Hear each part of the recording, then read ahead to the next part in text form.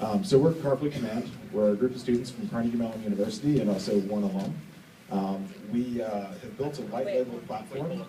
It's Hold on. it's not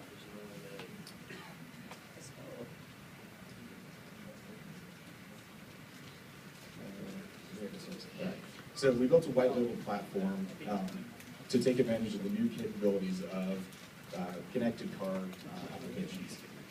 Today we'll show you 3 parts of the system that we built. So, and we'll get set up. So first off, we'll start with mobile apps.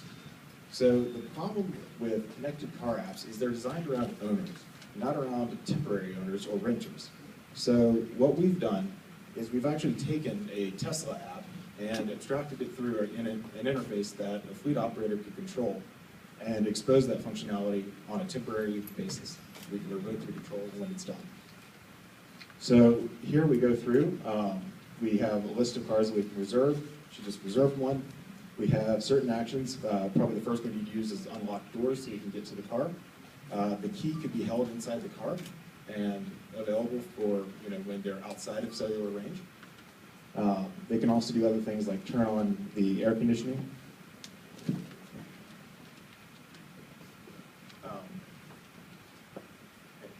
30 seconds. Okay, sorry, I've got a heart problem. It's getting there. Okay, Yeah. Okay. So we're moving on. Okay, so we're gonna return the car. We're gonna return the car now, and then it's gonna revoke the privileges here. Okay, so the privileges to the car have now been turned off. So now we're gonna talk about the admin interface for the fleet operator. So what we enabled here were details about the model, and this is what we see. It will give you information about the battery, it'll give you information about the next pickup, scheduled pickup, and we can do really interesting things like switch on the AC for a nice luxury touch so that you have a cool car when you drop into Vegas. Also, we can start and stop charging and take advantage of low energy costs at off-peak hours. We can also do fun things like honk and flashlights and things like that. So then I want to show you the in-car display that we also did. And so we used parking spots to find the nearest parking spot. And then we can now look at where the latest charge spots are, charging points for charging point, and then we use Nokia for the maps. Thank you very much. And then we, for operator-specific content, we have an FAQ. They can also access the renter's agreement inside the car. And this is a white label operation. I want to emphasize that unfortunately we couldn't bring a car in, so if you want to talk to us later, we can show you how an in-person demonstration in the lot. Any questions?